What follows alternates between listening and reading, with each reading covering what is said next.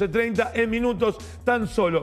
Pero ahora nos metemos un poquitito para hablar de historia, para hablar de arqueología, algo que es tan interesante. Estamos comunicados con Liliana Mansi, ella es arqueóloga, especialista en egiptología y, permitime, Liliana, también investigadora del CONICET y docente de la UBA. Liliana, muchísimas gracias por darnos este ratito de tiempo. ¿Cómo va?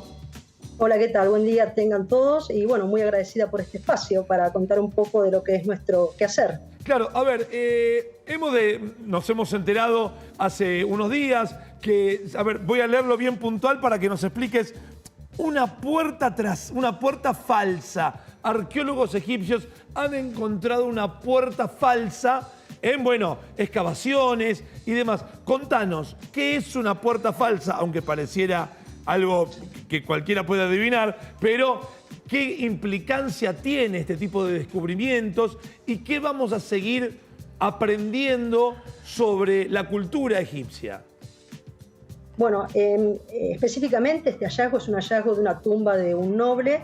Generalmente las tumbas son hipogeos, son las tumbas que son excavadas en la roca, y básicamente lo que trata de una falsa puerta es simular en una parte donde justamente no hay aberturas ni hacia el exterior ni hacia las dependencias interiores de lo que sería el monumento funerario, simula esa puerta, y esa puerta generalmente está como un paso liminar, digamos, como un área ritual que marca un límite entre lo que es el mundo terrenal y el mundo del más allá, el mundo religioso.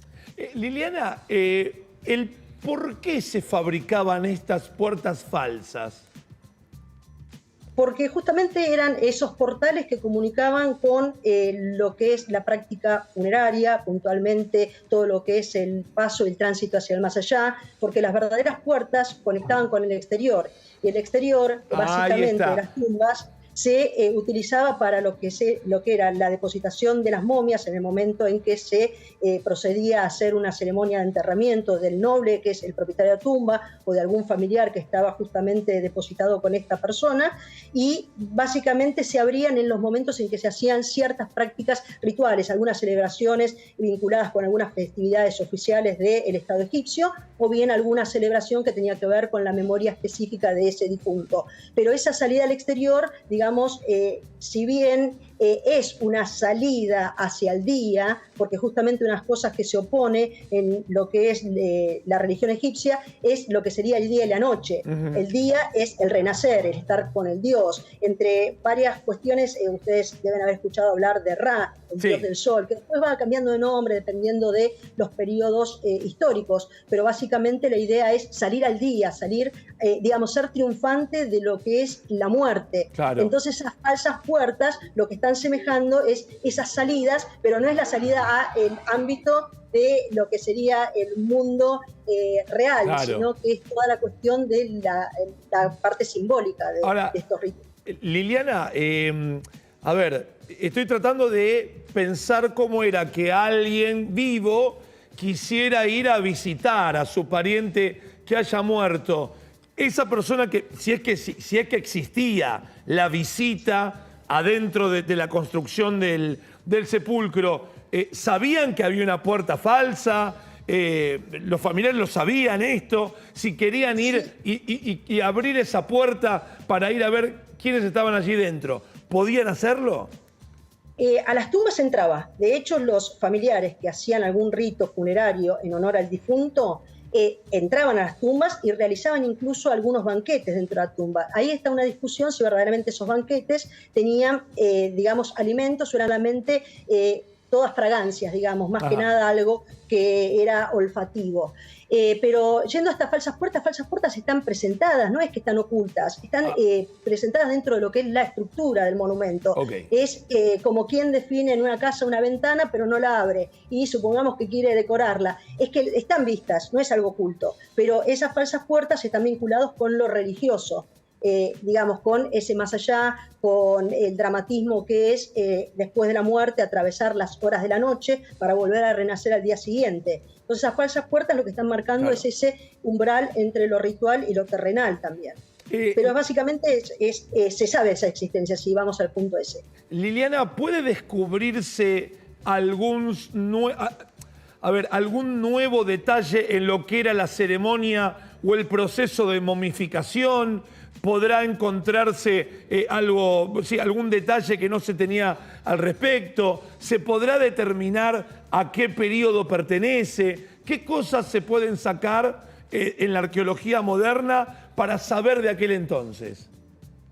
Bueno, por suerte hay muchísimo para seguir investigando y siempre hay alguna cuestión novedosa. Lo que pasa es que acá tenemos que tratar de tener un poco en claro a dónde nosotros valoramos el nivel o la expectativa de novedad. Si nosotros estamos esperando generalmente en el Egipto antiguo y sobre todo en la región de Tebas, que es actual Luxor, un lugar donde ha sido saqueado desde la antigüedad a través de todos los periodos históricos. Bueno, en el presente en general nosotros trabajamos con contextos arqueológicos que están bastante fragmentados. Generalmente nosotros no encontramos momias. Y si encontramos momias, encontramos fragmentos de momias que fueron removidas para llevar a Europa. En algún momento se lo utilizaban con fines medicinales, bueno, etcétera, etcétera.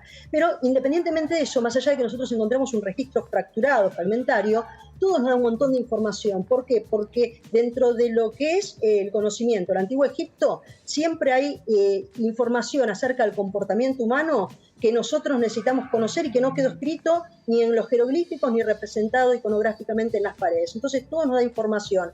Y hay otra cosa, dentro de las mismas prácticas egipcias había variaciones que no solamente se daban por la cuestión cronológica de qué momento, qué reinado estamos hablando, sino también del estatus de cada uno de los nobles a los que se le asignó una tumba. Y después existen las variaciones personales. Entonces, siempre cualquier dato que uno encuentre no es algo más que repite, sino que es algo más que nos está dando un poco más de información para tener un conocimiento más profundo, más completo, si queremos. Liliana, ¿cómo era el biotipo del egipcio de esa era? ¿Eran altos, eran fuertes, eran chicos, hombres y mujeres, ¿no? ¿Cómo se puede determinar cómo era su biotipo? Bueno, sí, claramente, pero ¿cómo era?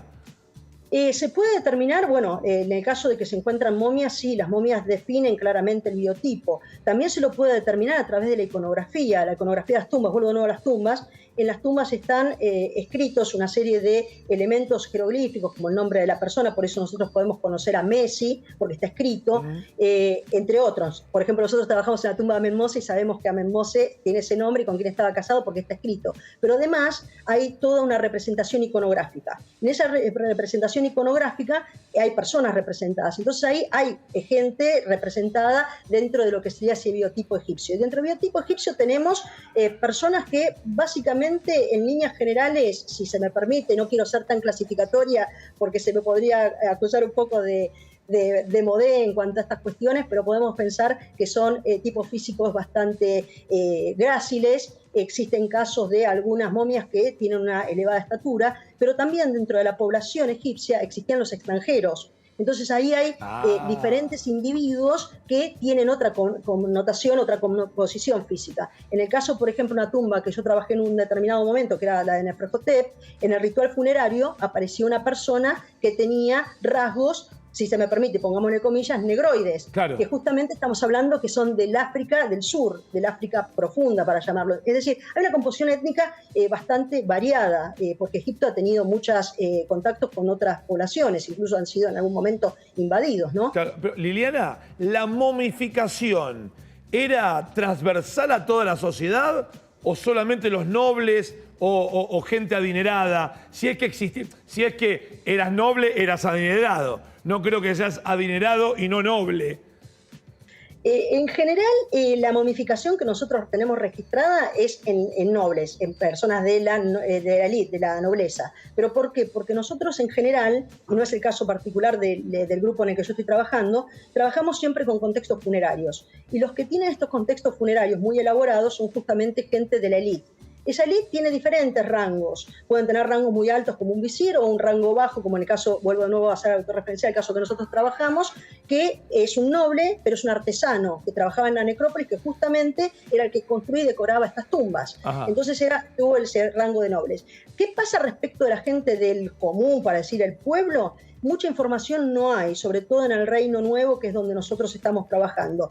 Pero es posible que la gente del común tratara de proveerse algún tipo de ritual funerario, porque obviamente la cuestión religiosa sospechamos que la manejaba no solamente la realeza y la élite, sino toda la población. Claro. Entonces es posible que existieran algún tipo de momificación, pero también acá hay otra cosa. La momificación también variaba la duración del proceso dependiendo del rango de la persona. ¿Por qué? Claro. Porque esos procesos tenían un costo. Entonces, quien podía costear un proceso largo podía tardar determinado tiempo y habían, digamos, procesos más abreviados, para decirlo de alguna manera. Liliana, o sea, hay variación en estas cuestiones. Claro, no, es que es interesantísimo. Yo, si no te molesta, algún otro día volvemos a arreglar, pero para hablar bien, bien largo, o que te vengas acá al piso, para hablar de egiptología, que me parece es algo... Hollywood nos comió la cabeza, pero me parece muy interesante para hablar. Te agradezco enormemente tu tiempo, Liliana. Encantada y muchísimas gracias, cuando gusten.